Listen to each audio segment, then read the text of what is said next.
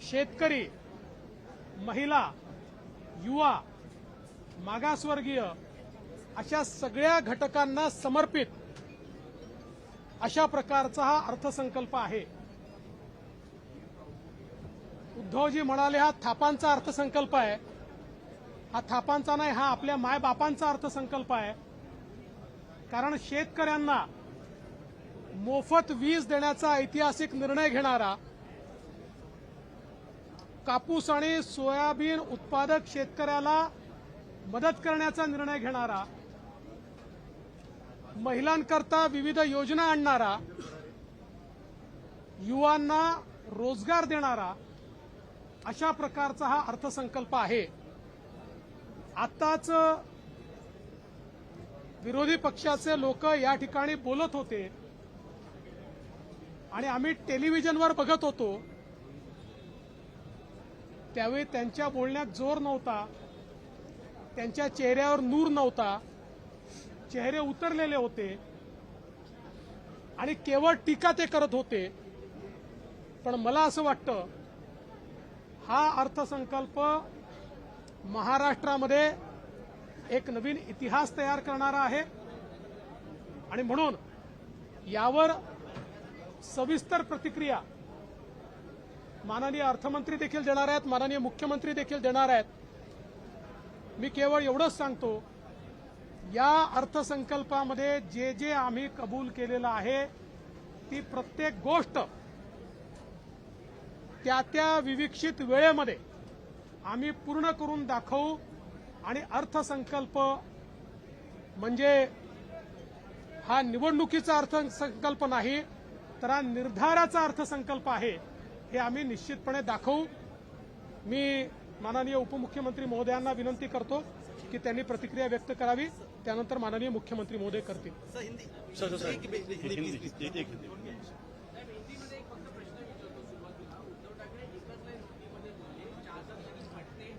जयंत पाटील बोलले, जयंत पाटील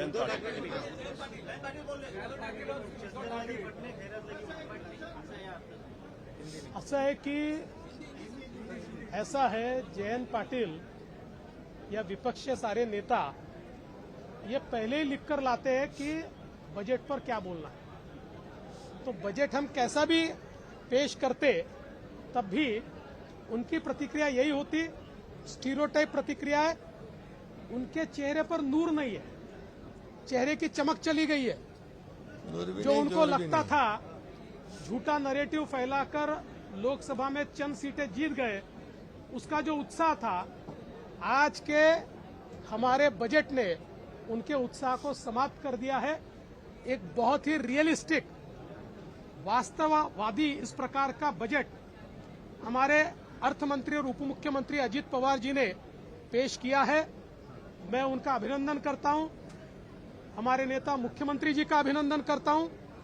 युवाओं के लिए, महिलाओं के लिए, किसानों के लिए, दलित आदिवासियों के लिए जिस प्रकार से इस बजट ने नए दरवाजे खोले हैं, मैं ऐसा मानता हूं एक ऐतिहासिक ऐसा बजट है जहां एक और किसानों को मुफ्त बिजली मिल रही है, किसानों को दूध के लिए, सोयाबीन के लिए, कपास के लिए मदद मिल रही है और महिलाओं को मदद मिल रही है। हमारे युवाओं को इस बजट के माध्यम से 10,000 रुपए अप्रेंटिस का मिल रहा है। मुख्यमंत्री लाडली बहना योजना ये सारी बहनाओं का कल्याण कर रही है। मैं ऐसा मानता हूं कि एक बहुत ही अच्छा अर्थसंकल्प बजट हमारे अर्थमंत्री ने रखा है और मैं दावे के साथ कहता हूं, जो हमने कहा है वो हम करके दिखाएंगे। जो टाइमलाइन दी है उस टाइमलाइन में करके दिखाएंगे। सीएम साहब, सीएम साहब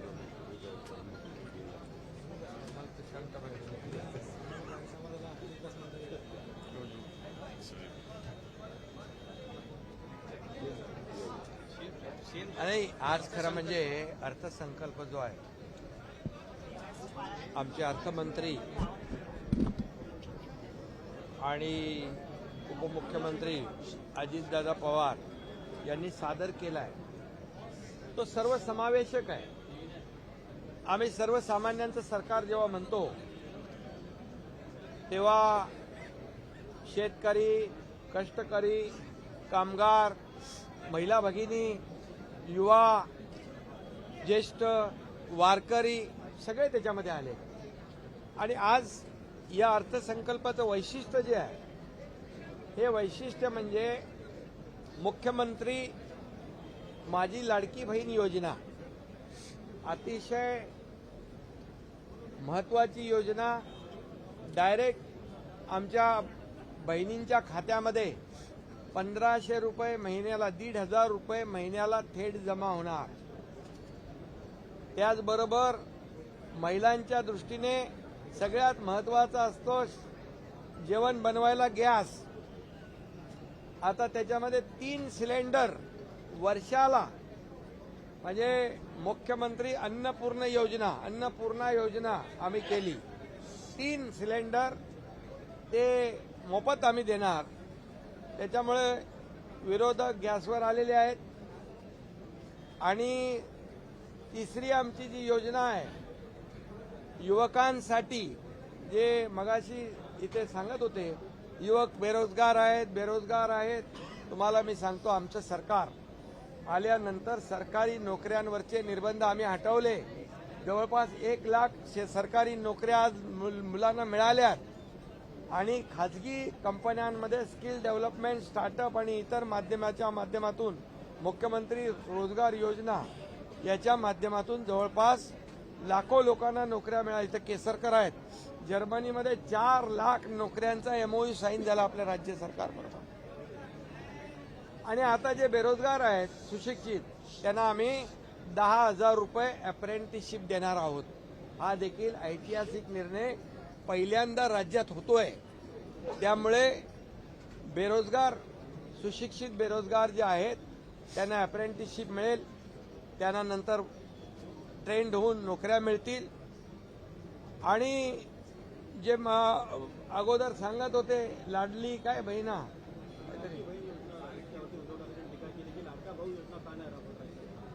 नाही लाडका भाऊ योजना तर आम्ही केली ना, 10,000 रुपये देतोय. पण त्यांनी तर 2.5 वर्ष लाडका बेटा योजना राबवली. त्याचं काय? आणि म्हणून बरोबर आहे ना, लाडका भाऊ पण आम्ही घेतला, 10,000 रुपये देतोय. आणि दुसरा शेतकऱ्यांसाठी अनेक योजना आम्ही राबवल्या, त्याच्यात मी जात नाही. पण सगळ्यात महत्वाची म्हणजे शेती पंपावर शेती करणारा शेतकरी, मुख्यमंत्री बळीराजा शेती पंप वीज सवलत योजना आम्ही सुरू केली.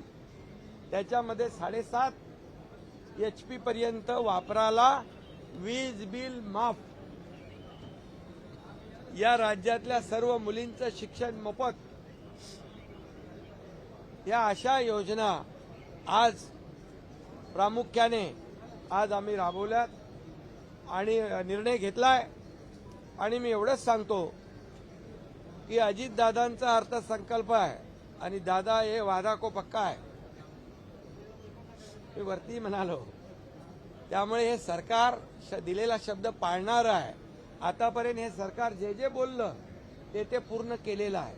त्यामुळे आम्ही पूर्णपणे अर्थसंकल्पात याची पूर्ण तरतूद करून, पैशाची तरतूद करून ह्या सर्व योजना केलेल्या आहेत.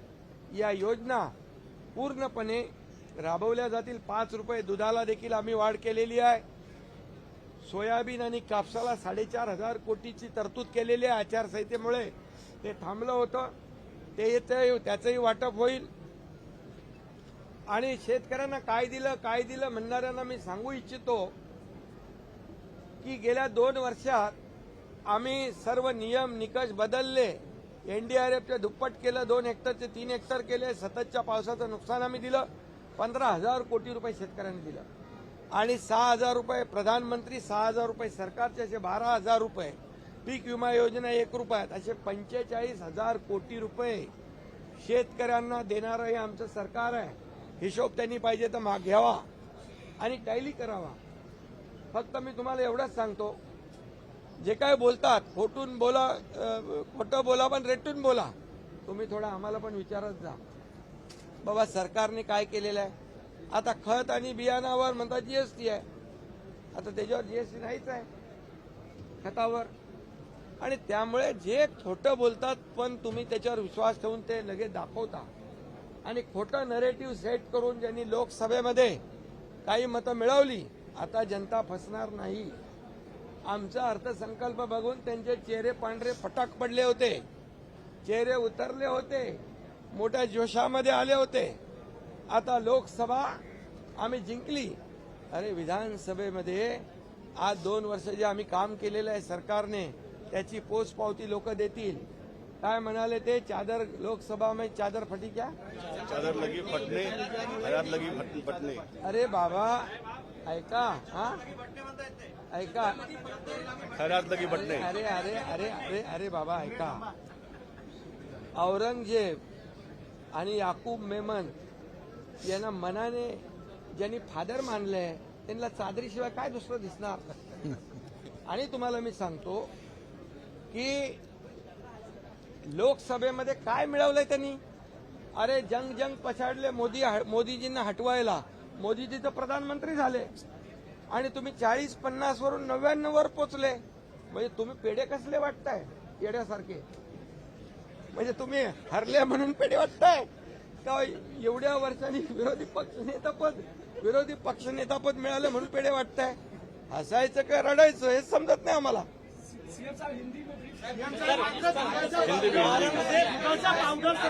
अरे अभी हिंदी में आज का जो अर्थसंकल्प अर्थ मंत्री और उप मुख्यमंत्री मेरे सहयोगी अजीत दादा पवार जी ने जो सादर किया है उनका मैं बहुत बहुत अभिनंदन करता हूँ. ये अर्थसंकल्प जो है सर्व समावेशक है. महिला, युवा, किसान, ज्येष्ठ, वारकरी सभी लोगों को आगे बढ़ाने वाला, उनकी उन्नति, उनकी प्रगति करने वाला, उनको न्याय दिलाने वाला ये अर्थसंकल्प साबित हुआ है. और इसलिए मुख्यमंत्री माझी लाड़की बहन योजना 1,500 रुपया डायरेक्ट डीबीटी वो हमारे बहन के खाते में जाएगा. 3 गैस सिलेंडर, चिंता रहती है ना बहन को, गैस सिलेंडर खत्म हो गया, बढ़ गया. 3 सिलेंडर राज्य सरकार मुफ्त में देगी. और ये सिलेंडर देने की वजह से विपक्ष भी गैस पर आ चुका है और ये भी हमने शुरू कर दी. दूसरी अन्नपूर्णा, मुख्यमंत्री अन्नपूर्णा योजना. तीसरी योजना जो है मुख्यमंत्री युवा प्रशिक्षण योजना. वो कह रहे थे बेरोजगार युवाओं का क्या, उसका भी ख्याल सरकार ने रखा है. 10,000 रुपया अप्रेंटिसशिप उनको मिलेगा. 10 लाख युवक जो देश राज्य में है उनको इसका फायदा होगा और उनको काम मिलेगा. वो ट्रेंड होंगे, वहाँ नौकरी मिलेगी. और नौकरी देने के लिए हमारी सरकार सरकारी नौकरियां भी और प्राइवेट नौकरियां भी जितनी ज्यादा मिले उतनी कोशिश हमारी सरकार कर रही है. चौथी बात, जो किसान जो कृषि पंप से खेती करता है उसको भी बिजली मुफ्त में देने का निर्णय लिया है. 50 लाख किसानों को इसका फायदा होगा. और जो हमारी बेटियां हैं उनके लिए भी मुफ्त में शिक्षण एजुकेशन देने का निर्णय हमारे सरकार ने लिया है. ऐसे कई महत्वपूर्ण निर्णय सरकार ने लिए हैं और इसीलिए मैं इतना ही कहूंगा, ये सर्व समावेशक ये हमारा अर्थसंकल्प है. कुछ लोग कहते हैं ये चुनावी जुमला है, लेकिन ये चुनावी जुमला नहीं है. ये कोई कहते गाजर है तो बोले ये महाराष्ट्र विकास का गजर है. ये निश्चय और निर्धार का अर्थसंकल्प है. इतना ही मैं कहूंगा. चादर क्या बोले, चादर तो उनकी फट गई. अरे प्रधानमंत्री बन नहीं पाए, विपक्ष के नेता बन गए इसलिए पेड़े बांट रहे हैं. हंसना क्या रोना. चद्दर के बारे में मैं इतना ही कहूंगा, मैंने अभी मराठी में कहा है, जो औरंगजेब और क्या नाम उसका याकूब मेमन उनको दिल से फादर मानते हैं, उनको चादर दिखेगी नहीं तो और क्या दिखेगी। और इसलिए चादर हमारी नहीं, चादर उनकी फटी है। और प्रधानमंत्री मोदी जी बन गए हैं, वो कुर्सी पे बैठ गए, अभी उनकी खुशी में पेड़ा बांट रहे हैं, क्या इनके हारने की खुशी में पेड़ा बांट रहे हैं? ये जरा आप ही उनको पूछो। दुधाच्या पावडर संदर्भामध्ये आयात केलेली आहे सीएम दुधाच्या पावडर संदर्भामध्ये लाडका बेटा, वो लाडला बेटा जो नहीं, बेटा नहीं, भाऊ, वो उसका भी, उसके लिए भी हमने 10,000 रुपये अप्रेंटिसशिप दिया है। अभी हमने तो उनका भी ख्याल किया है, लेकिन 2.5 साल तो क्या कहते हैं, लाडला बेटा योजना चालू थी, वो चाहिए ना आपको। हाँ, तो बस ठीक है। सर दुधाच्या पावडर संदर्भामध्ये आयाती संदर्भात आहे नाही, त्याच्या याच्यामध्ये संदर्भामध्ये काय सांगाल? दुधावर देखील 5 रुपये आम्ही देण्याचा निर्णय घेतलेला आहे आणि त्याच्यावर आमचे अर्थमंत्री बोलतील आणि तुम्हाला एवढंच सांगतो, एक मिनिट याच्यामध्ये जे विरोधी पक्ष खोटा नरेटिव्ह सेट करतायत की राज्य 6व्या नंबरला गेलं, हे चूक आहे। राज्य 2017 पासून 6 क्रमांकावर होतं। याचं कारण तुम्हाला सांगतो, हे पॉप्युलेशनवर डिपेंड असतं। पॉप्युलेशन, लोकसंख्या आपली जास्त आहे इतर राज्यापेक्षा। आज आपला जो 14% आपलं एकूण उत्पन्न देशाच्या उत्पन्नाच्या 14% आहे आणि तामिळनाडू पहिल्या नंबरला असताना 8% आहे। त्यामुळे त्याच्यावर देखील आपण खोट्या नरेटिव्हवर विश्वास ठेवू नका। परदेशी गुंतवणुकीमध्ये महाराष्ट्र पहिला आहे, जीडीपी मध्ये महाराष्ट्र पहिल्या नंबरला आहे, गुंतवणुकीमध्ये महाराष्ट्र पहिल्या नंबरला आहे।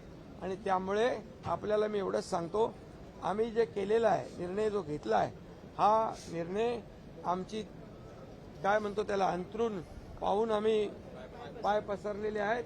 सर्व योजना जे त्यांना वाटतायत की या योजना कशा पूर्ण होतील, तर आम्ही दिलेला शब्द तंतोतंत पाळणार आणि योजना आमच्या 1 जुलैपासून लागू होणार। त्याचा फायदा थेट लोकांना मिळणार, त्यांच्या खात्यामध्ये पैसे जमा होणार। उद्धव ठाकरे म्हणतात की मोदींकडून निधी आणणार आहेत का? उद्धव ठाकरे म्हणतात मोदींकडून निधी आणणार आहेत का? अरे बाबा, तुम्हाला सांगतो, आपली राज्याची आर्थिक परिस्थिती पाहून एकूण राज्याच्या जे आपलं आर्थिक जे स्थूल उत्पन्न आहे त्याच्या 25% आपण कर्ज घेऊ शकतो। आपण 17.8 वर आहोत।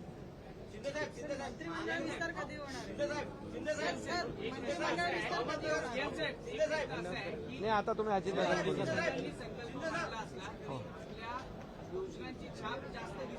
योजना कोणाच्या आहेत? सगळ्या आपल्या महायुतीच्या योजना आहेत। महायुतीच्या योजना कोणासाठी आहे? या एकनाथ शिंदेच्या एकट्याच्या योजना नाही आहेत, या सरकारच्या योजना आणि सर्वसामान्य लोकांसाठी आहे। आणि म्हणून हे सर्वसामान्यांचं सरकार आहे, महायुतीचं सरकार आहे आणि एवढ्या योजना आम्ही लोकांसाठी राबवतोय। हा निश्चयाचा अर्थसंकल्प आहे, निर्धाराचा अर्थसंकल्प आहे आणि पुन्हा होणाऱ्या विधानसभेच्या निवडणुकीमध्ये जनता त्यांनी जे खोटं फसवून मतं मिळवले त्यांचा पर्दाफाश केल्याशिवाय राहणार नाही। वारकऱ्यांना पण पहिल्यांदा 20,000 रुपये दिंडीला दिले आम्ही। आज मुख्यमंत्री वारकरी महामंडळ स्थापन केलं, त्याच्यामध्ये पण पोटदुखी। वारकऱ्याने टाळ वाजवून त्यांना दाखवलं। आता नवीन मित्र मिळाल्यामुळे वारकरी त्यांना नकोसे झाले आणि जे वारकऱ्यांचा अपमान करतात त्यांना वारकरी धडा शिकवल्याशिवाय राहणार नाही। सर भीड़ के लिए क्या अपील करेंगे? सर भीड़ में स्थिति सर भीड़ में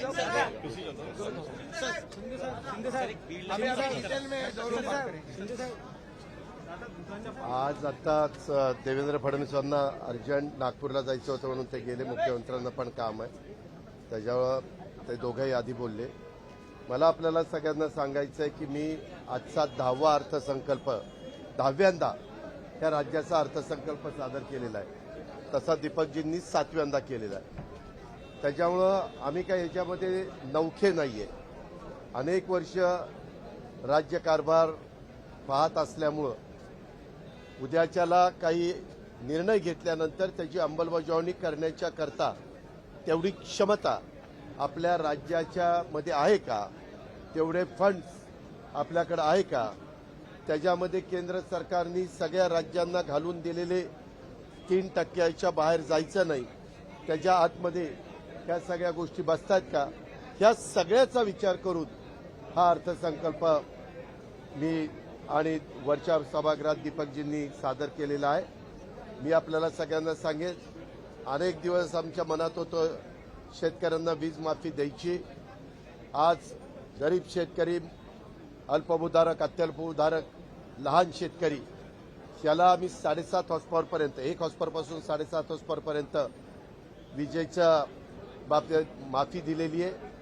यामध्ये आम्ही मुख्यमंत्री माझी बहीण योजना ह्या सगळ्या गोष्टी करताना जिथं आता वीज बिल माफ केलेलं आहे त्याच्यावर त्यांना काही पैसे द्यायचा प्रश्न येत नाही, पण ज्यांना लाभ द्यायचा आहे तो लाभ कुणाच्याही हातामध्ये ते पैसे जाणार नाही, तर त्या लाभार्थीच्या डीबीटीमध्ये अकाउंटला हे पैसे जाणार आहेत. एवढी पारदर्शकता आपण त्याच्यामध्ये ठेवलेली आहे. आणि एकंदरीतच लोकांच्या मध्ये वावरत असताना माझा दूध उत्पादक शेतकरी अडचणीत वाटला, त्याला आपण चांगल्या प्रकारची मदत पुन्हा 5 रुपये प्रति लिटर गाईच्या दुधाला, दुसऱ्या कुठल्या दुधाला नाही, गाईच्या दुधाला ही आपण दिलेली आहे.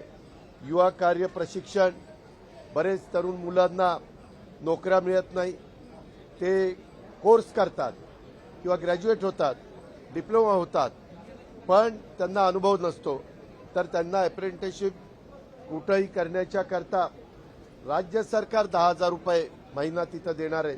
आणि एकदा वर्षभर त्यांनी अप्रेंटिसशिप पूर्ण केल्यानंतर त्याला एकतर अनुभव येईल, तो स्वतःच्या पायावर उभा राहील किंवा तो चांगल्या पद्धतीनं त्याला कुठं नोकरी देखील मिळेल. अशा पद्धतीनं दरवर्षी 10 लाख मुलांना ती संधी देण्याचा निर्णय आम्ही आज घेतलाय. त्याच्यामध्ये कापूस सोयाबीनचा आता तुम्हाला माझ्या आधी मान्यवरांनी सांगितलेलं आहे. पिंक रिक्षा या देखील आम्ही 10,000 महिलांना पहिल्या टप्प्यामध्ये देण्याच्या बद्दलचा निर्णय घेतलेला आहे. आपल्याला सगळ्यांना माहिती आहे की गरीब कुटुंबातली किंवा मध्यमवर्गीय कुटुंबातली मुलगी किंवा त्यांच्या घरातली कुणी भगिनी ही जर शिकायचं म्हटलं तर त्यांना ती फी परवडत नव्हते.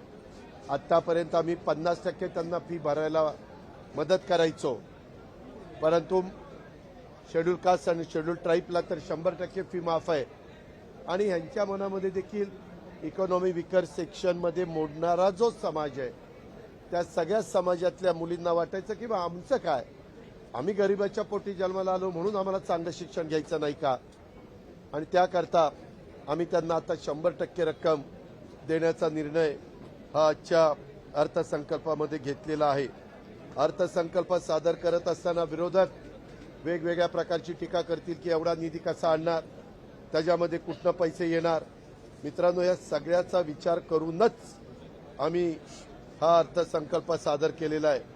मी आपल्याला सगळ्यांना सांगेन की 2022-23 मध्ये आपलं जीएसटी अधिक व्हॅट अधिक व्यवसाय कराचं उद्दिष्ट 2.25 लाख रुपये होतं. 23-24ला ते 2,05,500 कोटी रुपये झालं. त्याच्यानंतर त्याच्यामध्ये 24-25ला 2,20,000 इथपर्यंत त्या ठिकाणी झालेलं आहे. अशा प्रकारे ती रक्कम वाढते. आताही आपला वाढीचा दर हा जवळपास म्हणजे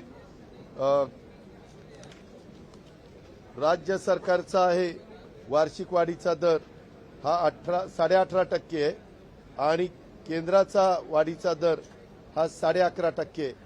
केंद्राच्या वाढीमध्ये जर देशाचा विचार करता जी काही रक्कम त्यांच्याकडे जमा होती, आता समजा त्यांची 23-24ला 20,16,272 कोटी जमा झाले, त्याच्यामध्ये एकट्या तुमच्या माझ्या महाराष्ट्राचा हिस्सा हा 15.9% म्हणजे थोडं कमी 16% होता.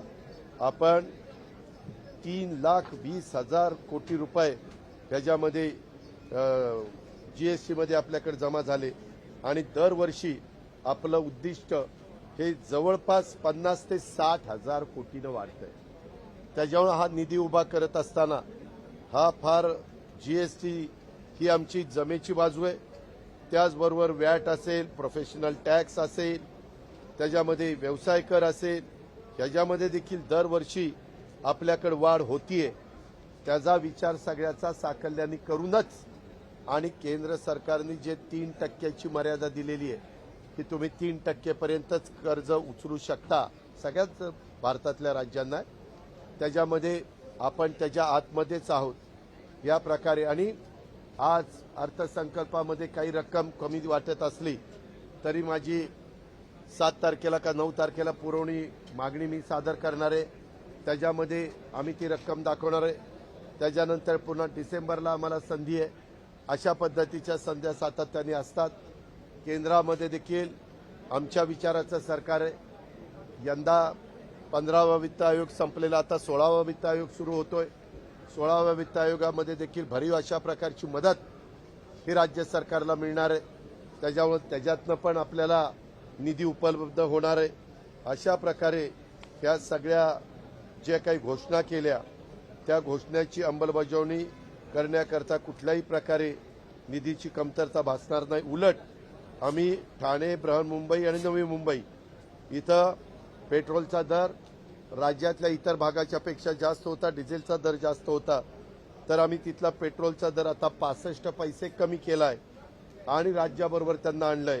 आणि डिझेलचा दर 2 रुपये 7 पैसे प्रति लिटर अशा प्रकारचा कमी केलाय आणि तिथं इतरांच्या बरोबर त्यांना आणलंय. ते पण बऱ्याच दिवसाची त्यांची मागणी होती. असे अनेक चांगल्या बाबी या अर्थसंकल्पाच्या निमित्तानं शेतकरी, महिला, वारकरी, युवा, त्याच्यामध्ये ह्या सगळ्या घटकाला, समाजातल्या गरीब घटकाला जास्तीत जास्त न्याय देण्याचा प्रयत्न हा महायुतीच्या सरकारने एकनाथराव शिंदेंच्या नेतृत्वाखाली अर्थसंकल्प सादर करत असताना घेतलेला आहे. आणि त्याची सगळ्याची अंमलबजावणी व्यवस्थितपणे होईल अशा प्रकारची खबरदारी, अशा प्रकारचा निर्धार आम्ही सगळ्यांनी करूनच हा अर्थसंकल्प महाराष्ट्राच्या जनतेच्या समोर मांडलेला आहे. तुमचं सरकार काही परत येणार नाही, तुमचं सरकार परत येणार नाही म्हणून नुसत्या पोकळ घोषणा केल्या. मी आत्ताच तुम्हाला काय सांगितलं, दरवर्षी आपलं 50,000 60,000 कोटी, 50,000 60,000 आपलं उत्पन्न जीएसटीचं वाढतंय. इथं आकडे आहेत सगळे. त्याच्या संदर्भामध्ये देशाच्या जेवढं कलेक्शन आहे त्याचं 16% कलेक्शन एकट्या महाराष्ट्राचं आहे. त्याच्यामुळे महाराष्ट्राला जेवढं कलेक्शन आहे त्याचा निम्मा पैसा तर आपल्याला जीएसटीनं परत येतोच. ती कुठली अडचण आपल्याला त्या ठिकाणी येत नाही. आणि बाकीच्या संदर्भात आम्ही इथं कुठंही वेडेवाकडे प्रकार होऊ नये म्हणून डीबीटी केलेलं आहे. डायरेक्ट त्या आधार कार्डशी आम्ही लिंकअप करणार आहे. ज्या महिलांना आम्हाला ही मदत करायची आहे ती आधार कार्डशी लिंकअप गॅस सिलेंडर द्यायचा, ते गॅस सिलेंडर देणार नाही. गॅस सिलेंडरच्या रक्कम जी काही 3 सिलेंडरची असेल ती त्या भगिनीच्या अकाउंटला जाणार आहे. तुम्ही म्हणताय डिसेंबरमध्ये संधी आहे. एखादी बोला रे, एखादी. नगर महानगरपालिकेचे आयुक्त संतोष जावळे 9,30,000ची लाचेची मागणी करतात, 8 लाखाची मागणी स्वीकारतात. अहो, असल्या बाबतीमध्ये कडक कारवाई केली जाईल. त्याच्यामध्ये अँटी करप्शन ब्युरोला सांगितलेलं आहे, ते त्याचा तपास करतायत. त्याच्या संदर्भात विश्वास नांगरे पाटलांशी आमचं बोलणं झालेलं आहे. त्यांची टीम तिथे गेली, बाकीच्यांच्याकडनं पण माहिती घेत आहेत. असे कुणाच्याही प्रकारचे लाड पुरवले जाणार नाही. जे चुकीचं करेल, जे भ्रष्टाचार करतील त्यांच्यावर ऍक्शन घेतली जाईल. दादा तुम्ही म्हणताय डिसेंबरमध्ये सुद्धा आम्हाला संधी हा, मला आहे. एकच मिनिट. डिसेंबरमध्ये लाडकी बहीण योजना आणली आहे. साधारण किती तरुणींना त्याचा लाभ होईल आणि किती निधीची तरतूद किती वेळासाठी केली गेली? वर्षभराच्या करता 46,000 कोटी रुपयाची तरतूद त्याच्याकरता केलेली आहे. आणि साधारण आमच्या मुली आणि बहिणी अशा मिळून, कारण त्या 21च्या पुढं आणि 60च्या आत अशा प्रकारची ती योजना आहे. लहान मुलींना, जन्मलेल्या मुलीला तर 18 वर्षापर्यंत 1,01,000ची योजना आमची ऑलरेडी आहेच.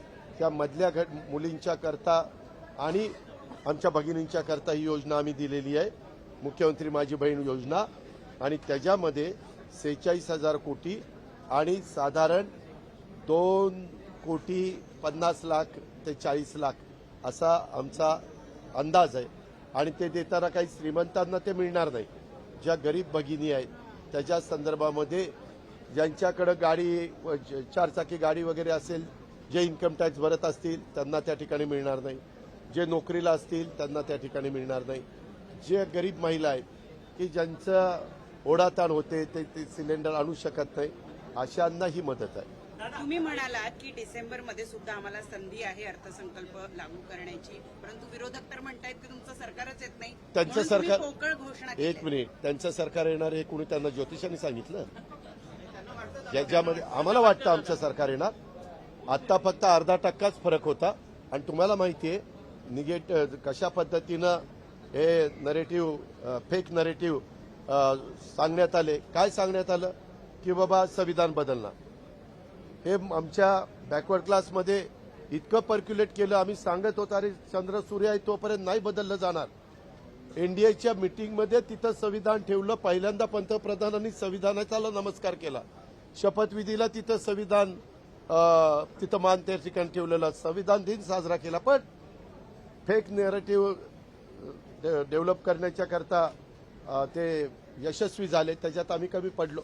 त्याच्या संदर्भामध्ये त्याला आमच्या आदिवासीमध्ये देखील ते पर्क्युलेट झालं. काहींना वाटलं की समान नागरी कायदा येणार, सगळ्यांचं आरक्षण काढून टाकणार, अमुक होणार तमुक होणार. अल्पसंख्याक समाजाला वाटलं की आता आपला एक तर मताचा अधिकार काढून घेतील किंवा आपल्याला आता गोळा करतील आणि ते सीएएचं नाही का बाहेरच्या आपण आतमध्ये आणणार आहोत तसं आपल्याला बाहेर पाठवणार. अशा पद्धतीनं त्यांच्यात पण नरेटिव्ह फेक करण्याचा प्रयत्न फेक नरेटिव्ह सेट करण्याचा प्रयत्न झाला. हे आपल्यालाही सगळ्यांना माहिती आहे. मौलाना आझाद मंडळाची यावेळेस आम्ही तरतूद वाढवली. परदेशी जाण्याच्या करता अल्पसंख्याक मुलांचा मुलींचा आम्ही समावेश केला. त्या संदर्भामध्ये कुठंही असं आम्ही शेवटी राज्य सर्व जाती धर्माच्या लोकांच्या करता करायचं असतं. अर्थसंकल्पामध्ये मी आणि दीपकनी देखील सांगितलं हे शिवशाहू फुले आंबेडकरांच्या विचाराचं राज्य. मी त्याच दिवशी प्रेसमध्ये चहापानाचा कार्यक्रम होता त्यावेळेस सांगितलं की मनुस्मृतीच्या बद्दल आमची काय भूमिका आहे आणि तशा पद्धत हेच शिक्षण मंत्री आहे. कुठलाही धडा नाही काही नाही, दणकून सांगतात श्लोक आहे अमक आहे तमक आहे. बरं काही लोक ते बघत नाहीत वाचत नाहीत. त्यांनी ऐकल्यानंतर आणि तुमचे अनेक चॅनल झालेले त्यांनी दाखवल्यानंतर त्या गोष्टी कधी कधी खरा वाटाव्या लागतात. ही लाडकी बहीण योजना जी आहे काय काय काय हे का अजिबात नाही. त्या आरोपात तथ्य नाहीये. आम्ही नेहमीच मी आजपर्यंत अर्थसंकल्प सादर करत असताना जे काही आपल्याला परवडेल. मागे देखील आम्ही 2 महिन्याच्या करता दुधाला मदत त्या ठिकाणी केलेली होती. धानाला आम्ही अनुदान दिलं ते त्यांच्या अकाउंटला जमा झालं. कांदा उत्पादक शेतकऱ्यांना पण आम्ही मदत केली. ज्या वेळेस शेतकरी असेल गरीब माणूस असेल तो नैसर्गिक संकटामध्ये अडचणीत येतो त्यावेळेस सरकारने त्यांना मदत करण्याचा निर्णय घेतलेला आहे आणि त्याची अंमलबजावणी केलेली आहे. आता त्यांना काय आता सांगायचं तर ते हेच सांगणार की आता हेच जर मी त्यांच्या बाजूने अर्थसंकल्प मांडला असता तर असं माझं उदो केला असता. त्यांच्याकडं असताना पण अर्थसंकल्प मांडला त्यावेळेस त्यांनी काय वक्तव्य केली ते तुम्ही बघताय. शेवटी राजकीय क्षेत्रातील लोक सत्ताधारी पक्षाचे नेतेगण हे अर्थसंकल्पाचं कौतुकच करत असतात आणि विरोधी पक्ष कधीच अर्थसंकल्पाचं कौतुक करणार नाहीत. कारण त्यांना तसं कौतुक केलं तर त्यांना जे साध्य करायचं ते साध्य करू शकत नाही. हा मनुष्य स्वभाव आहे. एक मुद्दा अरे सांगितलं ना मुख्यमंत्र्यांनी पुन्हा काय चद्दर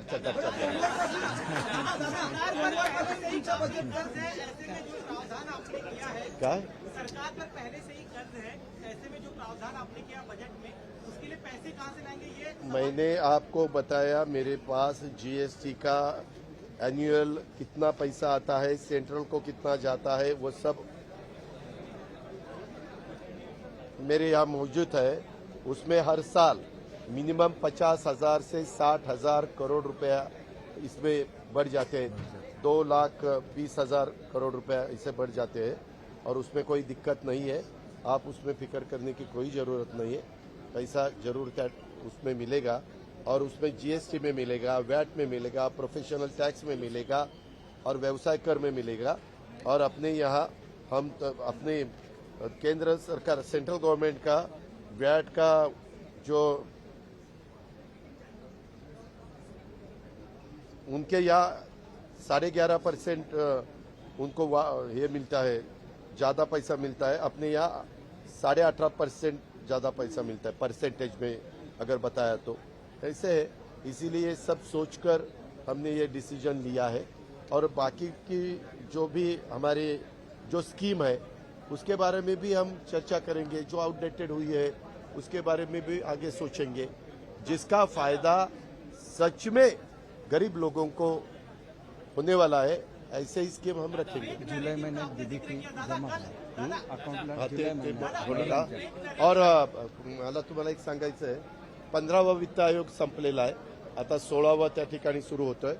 16व्या वित्त आयोगामध्ये देखील सेंट्रलचं बजेट झाल्यानंतर तुमच्या लक्षात येईल की सेंट्रल पण साधारण, मी आजच तुम्हाला सांगतोय, तुम्ही त्या दिवशी पण मी बजेट झाल्यावर तुमच्याशी बोलीन, परंतु सेंट्रलचं पण बजेट देशातल्या 140 कोटी जनतेला डोळ्यासमोर ठेवून दिलं जाणार आहे. त्याचा डायरेक्ट इनडायरेक्ट फायदा देखील आपल्या राज्य सरकारला, आपल्या महाराष्ट्राला होणार आहे. आणि 16व्या वित्त आयोगात देखील आम्ही त्याच्याबद्दल आपल्याला कसे अधिकचे पैसे मिळतील त्याबद्दलचा विचार आम्ही. 1,74,000 कोटी रुपये. आणि तुम्ही बघा ना, हे सारखे टीका करायचे की आपल्याकडचे प्रकल्प जात आहेत, आपल्याकडचे प्रकल्प जात आहेत. खरं तर जयंत पाटील साहेबांनी जो मुद्दा काढलेला होता त्याला अतिशय व्यवस्थितपणे देवेंद्र फडणवीस साहेबांनी उत्तर दिलं. त्या 6व्या क्रमांकाच्या संदर्भामध्ये वास्तविक आपला 6वा क्रमांक 2017-18 पासून आहे, तो आत्तापर्यंत चालूच आहे. त्याच्यामध्ये काय आत्ता 6वा क्रमांक झाला नाही. मागं जयंत पाटील मंत्रिमंडळात असताना देखील त्यांच्याही, त्यावेळेस मी पण होतो, त्याही सरकारच्या काळात 6वाच क्रमांक आपला होता.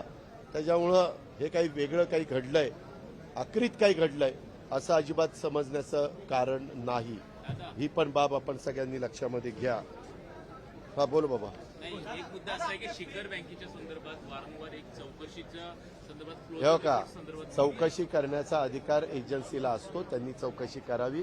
माझ्या माहितीप्रमाणे सीआयडीनं चौकशी केली, एसीबीनी चौकशी केली, ईओडब्ल्यूनी चौकशी केली, सहकार विभागाने चौकशी केली, रिटायर न्यायाधीशांनी चौकशी केली, नंतर सेक्रेटरीनं चौकशी केली, अशा अनेकांनी चौकशी केली.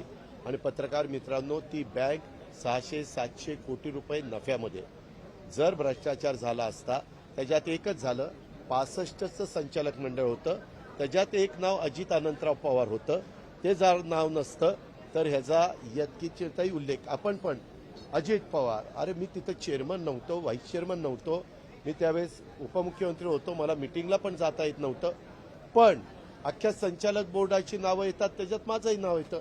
आणि आमच्या नावाला जरा जास्त प्रसिद्धी मिळते, त्याच्यामुळं तुम्ही ते आपलं चालवता.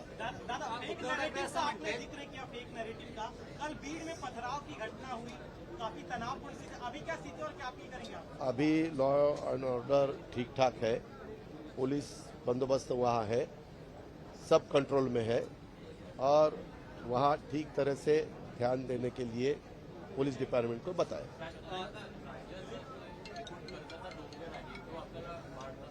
मी तुम्हाला सांगितलं ना, आपलं उत्पन्न वाढतं. आपण 3% बाहेर गेलो का? 3% लिमिट आपण ओलांडली का? अजिबात ओलांडली नाही.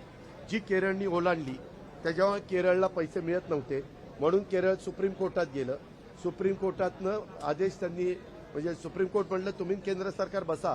केंद्र सरकार म्हटलं की आर्थिक शिस्त लावण्याच्या करता हे चालणार नाही, नाहीतर उद्या कोण 4%पर्यंत, 5%पर्यंत, 6%पर्यंत फार वाटोळच करतील, जे तिकडं पाकिस्तानचं आणि काही श्रीलंकेसारख्या राष्ट्राचं झालं तसं. त्याकरता मग केंद्राला सुप्रीम कोर्टाने सांगितलं तुम्ही सध्या त्यांना 10,000 कोटी रुपये द्या, कारण तिथं काही पगाराचेही प्रश्न निर्माण झालेले होते. आणि त्याच्यातून तुम्ही पुन्हा बसून त्यांनाही सांगितलं की सगळ्या राज्यांना न्याय एक असेल तर तुम्हाला देखील त्याची अंमलबजावणी करावी लागेल, असं केरळला पण सांगितलेलं आहे. शेवटी कुणीही राज्यकर्ते असले तरी सगळ्यांना वाटतं आपण भरभरून सगळ्यांना द्यावं. अरे परंतु तुमची तेवढी भरभरून देण्याची क्षमता आहे का? तुमची तेवढी ताकद आहे का, तेवढं तुमचं उत्पन्न आहे का, तेवढा टॅक्स तुमच्या तिजोरीमध्ये येणार आहे का, केंद्राकडनं किती तुमचा निधी येणार आहे, या सगळ्या गोष्टी. कारण केंद्र सरकारने परवानगी दिल्याशिवाय मार्केटमध्ये तुम्ही लोन उचलू शकत नाही, ही पण बाब आहे. मग वर्ल्ड बँक असेल, बाकीचे काही जॅपनीज गव्हर्नमेंट असेल, हे पण 0.5% वगैरे पैसे देतात, परंतु ते लिंकअप करतात डॉलरशी आणि मग ते परतफेड करत असताना ते शेवटी 6-7% जातच, कारण रिपेमेंटला जास्त काळ असतो त्याचा. उद्धव फायद्यांच्या संदर्भात ज्या तुम्ही घोषणा केलेल्या आहेत, मध्य प्रदेशमध्ये ज्या पद्धतीनं फायदा झाला, तर असाच फायदा तुम्हाला विधानसभेला होऊ शकतो असं वाटतं? असं नाही. आम्हाला त्या गरीब महिलेला ज्या ज्या ठिकाणी महिलांना सक्षम करण्याचा प्रयत्न झाला, तिथं तिथं महिला समाधानाने त्यांचं कुटुंब संसार चालवतात. त्याकरता ह्या गरिबांच्या करता आहे. जे इन्कम टॅक्स भरतात, जे नोकऱ्या करतात, जे त्या ठिकाणी 4 चाकी वाहनांनी फिरतात, त्यांच्याकरता नाहीये. मिडल क्लास आणि गरीब तिथपासून खाली ज्या माझ्या भगिनी असतील, ज्या माझ्या मुली असतील, त्यांच्याकरता आहे. उद्धव ठाकरे असं म्हटलं त्या अर्थसंकल्पाच्या बाबतीत खोटं बोलून सत्तेत यायचं आणि मग महाराष्ट्र ओरबडण्याचा प्रयत्न करायचा, अशा पद्धतीची टीका केली. कधी खोटं बोलून सत्तेत कोण आलं? कोण? नाही, त्याच्या संदर्भामध्ये माग ज्या वेळेस जे सरकार आलं ते काही खोटं बोलून येतात का? लोकांना जे योग्य वाटतं त्या पद्धतीने लोक बटणं दाबतात आणि लोकशाही आहे. डेमोक्रेसीमध्ये प्रत्येकाला आपलं म्हणणं पण मांडण्याचा अधिकार आहे आणि मत पण मागण्याचा अधिकार आहे. शेवटी जनतेचा विश्वास ज्यांच्यावर आहे, जनता त्यांना निवडून देते. गरीब महिलाओं के लिए जो लाड़की बहन योजना लाई गई है, नहीं, लाड़की मुख्यमंत्री माझी बहन योजना ऐसा उनका नाम है और उसमें करीबन 46,000 करोड़ रुपया हम ये गरीब जो महिला है, मिडिल क्लास की जो महिला है, जो हमारी लड़की है, उनको देने के लिए ये हमने ये जो प्रकल्प ये योजना लाई है और उसके बारे में साल भर में उनको टोटल 18,000 रुपीज़ मिलेंगे per month, 1,500 rupees per month. ऐसा उसमें ये स्कीम का हम नहीं, वो लाभ के लिए नहीं. हमने अभी, मैं भी फार्मर हूँ, फार्मर के लिए तो मुफ्त बिजली की डिमांड बहुत सालों से चालू है, बहुत सालों से. एक दफ़ा सुशील कुमार शिंदे चीफ मिनिस्टर थे तब भी हमने की थी, लेकिन बाद में कोई कारण वो वापस लेनी पड़ी.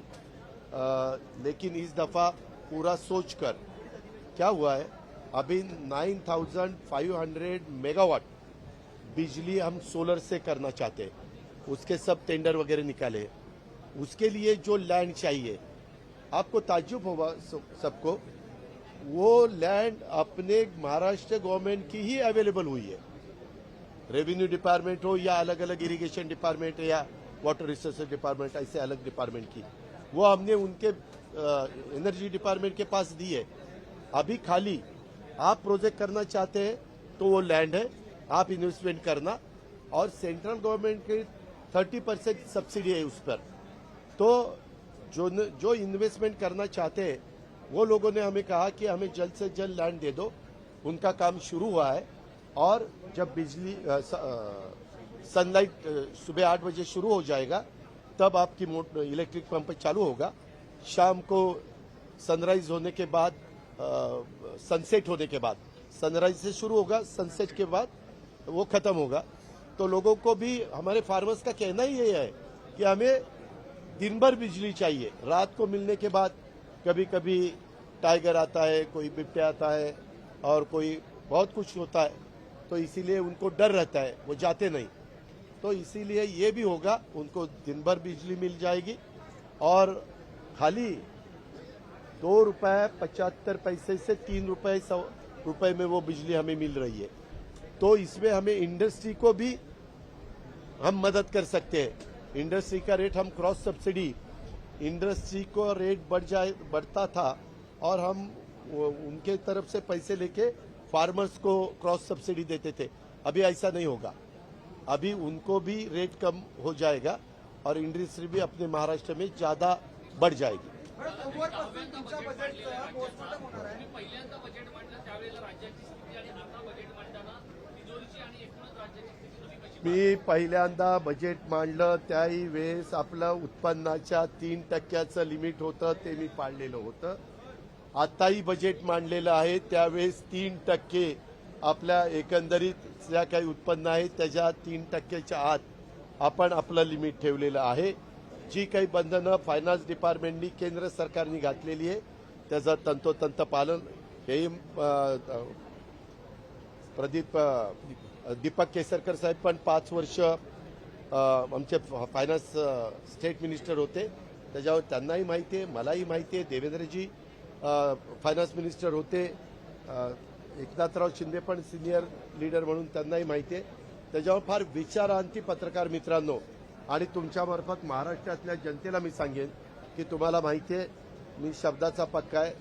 जेवढं आपल्याला पेलवेल, जेवढं आपल्याला भार उचलेल एवढ्याच प्रकारचा निर्धार आम्ही केला आणि तो निर्धाराचा अर्थसंकल्प आम्ही आज राज्याच्या जनतेच्या समोर सादर केला.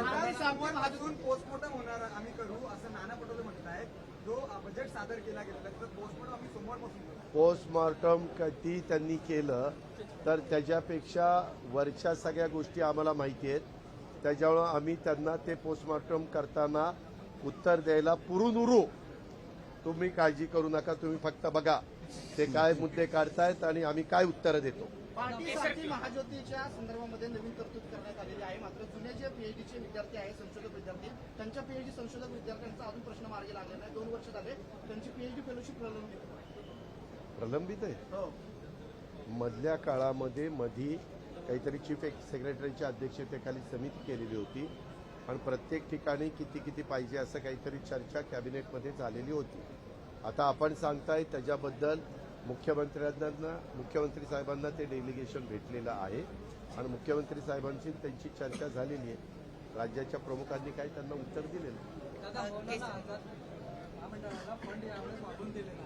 दिला. 500 कोटी केला ना, 30 कोटीवरून 30 कोटी गॅरंटी होती ती 500 कोटी गेली. म्हणून तुम्हा दोघांनाही प्रश्न आहे. उद्धव ठाकरे म्हणतायत यावर एक गोष्ट लक्षात घ्या, एक मिनिट, मी कॅबिनेटमध्ये पहिल्यापासून 2 महिन्यापूर्वी सांगतोय झालेला ठराव. शिवशाहू फुले आंबेडकरांचा विचारधारा घेऊन आम्ही पुढे चाललेलो आहे. त्याच्यामध्ये सर्व जाती धर्माचे लोक होते. हिंदवी स्वराज्याची स्थापना झाली तेव्हाही सगळ्या जाती धर्माचे लोक होते आणि आताही सर्व जाती धर्माचे लोक आपल्या महाराष्ट्रात राहतात, आपल्या देशामध्ये राहतात. त्याच्यामुळं हे सोडलंय का ते सोडलंय का असं उगीच कारण नसताना 4 गैरसमज महिन्यापूर्वी करण्याचा केंद्राला प्रस्ताव कामच नाही. आणि केंद्र सरकारला मागच हा प्रस्ताव गेलेला आहे, तुम्हाला सगळ्यांना माहिती आहे. सर, गॅस सिलेंडर योजनेच्या बाबतीत काय नेमके निकष असणार आहेत जसे तुम्ही अरे मी सांगितलं ना, गरीब महिला, गरीब मुलगी, बीपीएल नाही त्याच्याही पेक्षावर मिडल क्लास त्यांनाही आपण देतोय. त्याच्यामध्ये म्हणजे ज्याची ऐपत गॅस सिलेंडर घेण्याची नाहीये 12 महिन्याचा अशा महिलांच्या करता साधारण 3 सिलेंडर देण्याची ही योजना. जितेंद्र आव्हाडमध्ये 4 महिन्याच्या लाडल्या बहिणीला त्रास दिला, ती आता लाडली बहीण योजना आता येऊन आली. उशिरा सुद्धा शांतपण आहे. ठीक आहे, आम्हाला उशिरा शहाणपण सुचलं, काही त्यांच्या पोटात दुखतंय. शेवटी माणूस आहे, काम करत असताना माणूस मी तुम्हाला सगळ्यांना सांगतो, जो काम करतो तोच चुकतो. जो कामच करत नाही, नुसतीच बडबड करतो, फक्त बराळतो, त्यांची काही चूकच होत नाही. नुसतंच बराळायचंय, नुसतीच बडबड करायची. आम्हाला कृती करून लोकांना त्याचा लाभ द्यायचा आहे, त्याची नोंद कृपया घ्या. परदेशी शिक्षण फेलोशिप संदर्भामध्ये पूर्वी 65% अट होती, आता 75% करण्यात आलेली आहे. त्याच्यामुळे मागासवर्गीय सगळ्या विद्यार्थ्यांना त्या अडचणीला सामोरं जावं नाही, काय अडचणीला सामोरं जावं लागतं. आपल्या इथं मुली एवढ्या हुशार आहेत, आता मुलं मुली 90%, 95%, 99% मार्क मिळवत आहेत. मग जास्त मार्क मिळवणाऱ्याला जर पुढं बाकीच्यांना आपल्या इतर राज्यात आणि देशात सगळ्या प्रकारचं शिक्षण आहेच ना, परंतु काही विशेष शिक्षण घ्यायचं म्हटलं आणि त्यांना परदेशी जायचं असेल तर ते मेरिटचीच मुली पाहिजे. मग मेरिट लावलं म्हणून बिघडलं कुठं? आणि सगळ्या घटकाच्या करता मेरिट आहे.